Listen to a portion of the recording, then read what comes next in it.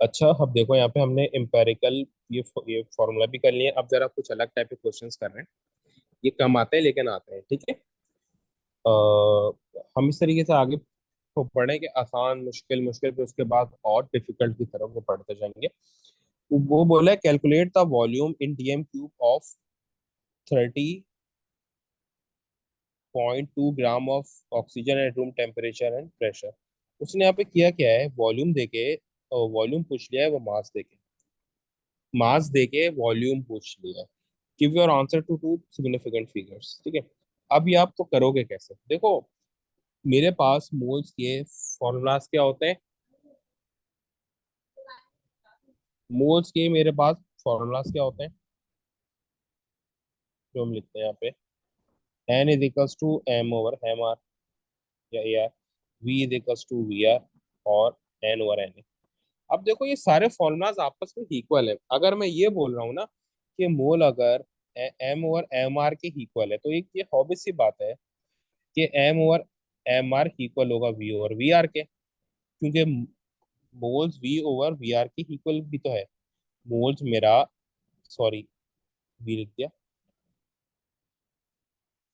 Moles मेरा N over N A के equal भी तो है। तो ये सब मोल्स के बराबर है, तो ये आपस में भी इक्वल होंगे। जिस तरह हम ये वो करते थे ना कि ए जो है वो बी के इक्वल है और ए सी के भी इक्वल है। याद है हम मैथ्स में करते थे, ए अगर बी के इक्वल है और सी जो है वो बी के इक्वल है, तो ऑब्वियस सी बात है कि ए और सी दोनों इक्वल होंगे। सही है, क्योंकि दोनों बी के इक्वल है। इसी तरीके से यहाँ पे क्या है, अगर मेरे पास, मैंने यहाँ पे जो मोल्स के फॉर्मूलाज लिखे हैं ना, ये इनको बस गौर से देखो। सही है। अब ये सब क्या होते हैं, ये सारे फॉर्मूलाज आपस में इक्वल होते हैं। तो यहाँ पे आपने क्या करना है, ये फॉर्मूला से यूज करना है, ठीक है।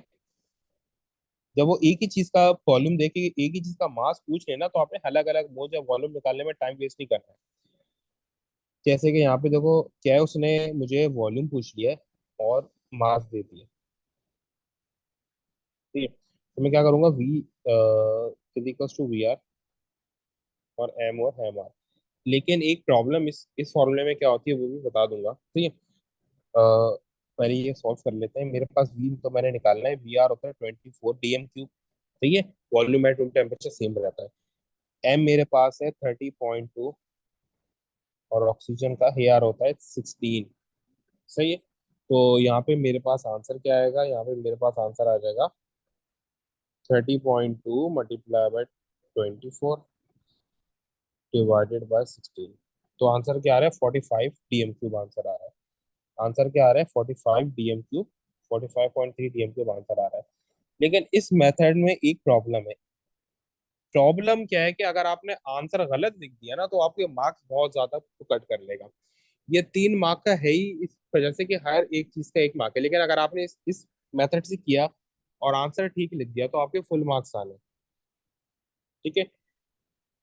बात समझ आ रही है, 1 मार्क तो वैल्यू को पुट करने का है और 1 मार्क आपका ऊपर वो फॉर्मूला का है। लेकिन आपने अगर आंसर को गलत लिख दिया, तो ये डायरेक्ट तो मेथड है, तो मार्क्स को कट कर सकता है। अगर आपको इसमें थोड़ा वो हो, तो आप पूरे स्टेप बाय स्टेप भी चल सकते हो। स्टेप बाय स्टेप क्या होगा, सबसे पहले क्या करोगे आप, N is equal to M over M R से मूल निकाल लोगे। तो कितने आ रहे हैं मेरे पास, 30.2 डिवाइड बाय 16।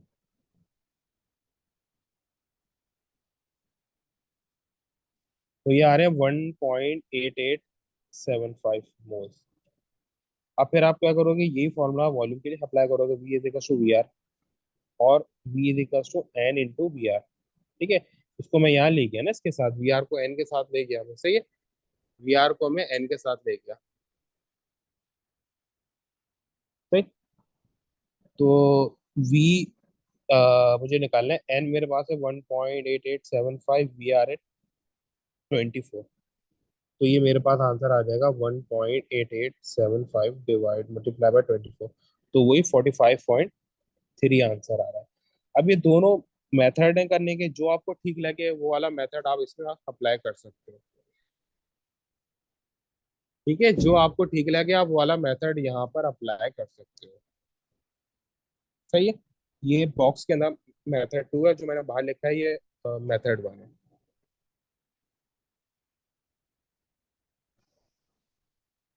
अच्छा देखो मुझे को क्या बोल रहा है, calculate the volume in DM cube of 1.9 19.2 gram of nitrogen room temperature and pressure, give your answer to two significant figures. ठीक है, आपने सबसे पहले वही वाला मेथड यूज करना है, दोनों मेथड से ये दोबारा करा दूंगा ताकि गलती ना हो। ठीक है, सबसे पहले V over V R is equals to M over M R. ठीक है, वैल्यू आप यहाँ पे पुट कर दो, क्योंकि तो आपने फाइंड आउट करना है, वॉल्यूम निकालना है, मास दिया हुआ है, वी आर होता है 24 DM क्यूब, मास 19.2 दिया हुआ है, और एम आर होता है नाइट्रोजन का 14। तो आपके पास यहाँ पे आंसर आ रहा है 19.2 मल्टीप्लाई बाय 24 डिवाइडेड बाय 14। तो आपके पास आंसर आ रहा है 32.9। आंसर क्या आ रहा है? 32.914 ग्राम्स। ठीक है, ये आपके पास आंसर आ रहा है। अब ये था मेथड वन।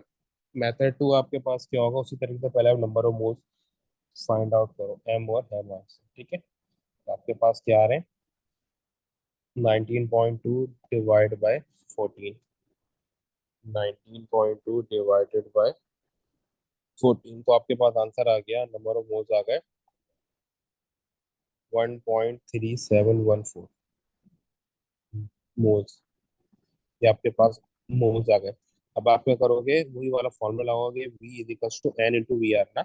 अभी मैंने फॉर्मूला खुद ही ड्राइव कर लिया, मैं वी आर को इस तरफ ले आया मोल्स की तरफ ना, क्योंकि मैंने वॉल्यूम निकालना था। तो आप इसमें वैल्यू पुट करोगे तो आंसर आपके पास आ जाएगा, मोल्स है 1.3714 मल्टीप्लाई बाय वी आर होता है 24 DM। तो आपके पास यहाँ पे आंसर आ जाएगा वी इक्वल्स टू 32.914 DM।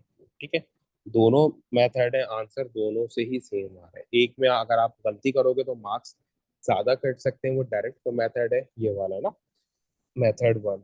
ये डायरेक्ट तो मेथड है, ये स्टेप बाय स्टेप हो रहा है। ठीक है, इस तरह से इसमें वो मार्क सही है।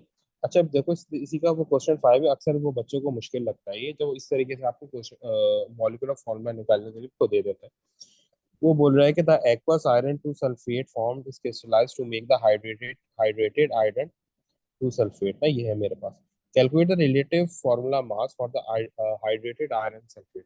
अच्छा एक चीज याद रखना, वो कभी भी आयनिक कंपाउंड के लिए मॉलिक्यूलर मास का वर्ड यूज नहीं करता, वो आयनिक कंपाउंड के लिए हमेशा हमेशा फॉर्मूला मास का वर्ड यूज करता है।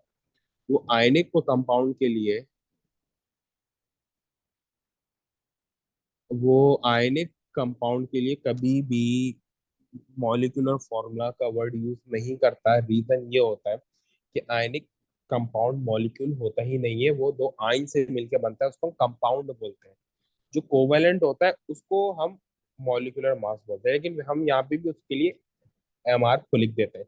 लेकिन नॉर्मली वो फॉर्मूला मास का वर्ड यूज करता है आयनिक कंपाउंड के लिए। ठीक, क्योंकि वो एक कंपाउंड होता है। ठीक है, वो मॉलिक्यूल नहीं है, मॉलिक्यूल कोवेलेंट को बोलते हैं। सही।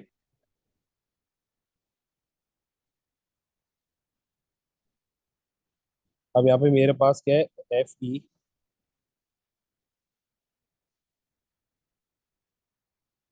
Fe2SO4.7H2O। Fe का मास मेरे पास होता है 65 होता है शायद, बट लेट मी रीचेक ताकि कुछ गलती का चांस हो।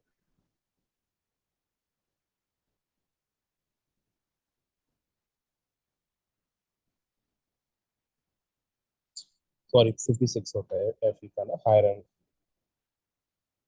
ये मैंने चेक कर लिया। सल्फर का होता है मेरे पास 32, ऑक्सीजन का होता है 16, और ऑक्सीजन है 4।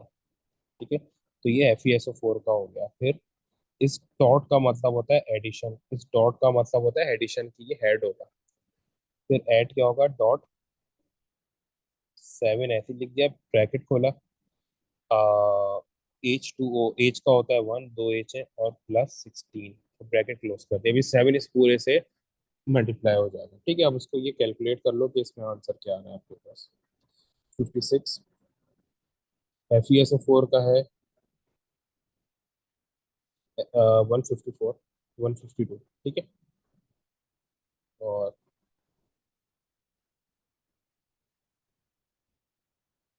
इसके पास आपका आंसर आ रहा है 280।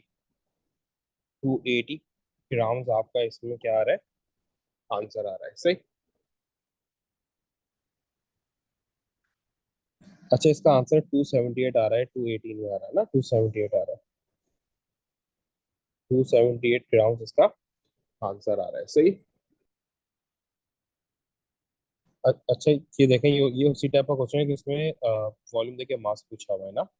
Calculate the mass of oxygen, calculate the mass of oxygen of 11.5 DM cube eight room temperature and pressure. उसी टाइप का क्वेश्चन है, कुछ खास डिफरेंस नहीं है ना। तो हम वही शॉर्ट को मेथड से कर लेते हैं, टाइम से होता है वी और V R is equals to M और एम आर। वी आर की वैल्यू कांस्टेंट होती है, volume at room temperature and pressure जो कि 24 डीएम क्यूब होती है, सही। वी मुझे दिया हुआ है 11.5, वी आर है 24 डीएम क्यूब, मास मैंने निकालना है ऑक्सीजन का, एम आर होता है 16, यानी ए आर होता है 16 ना। तो यहाँ पे मेरे पास आंसर आएगा 11.5 मल्टीप्लाई बाय 16 और डिवाइडेड बाय 24। तो मेरे पास इसका मास आ रहा है ऑक्सीजन का 7.66 ग्राम। मेरे पास इसका आंसर आ रहा है, ये आंसर है मेरे पास, सही।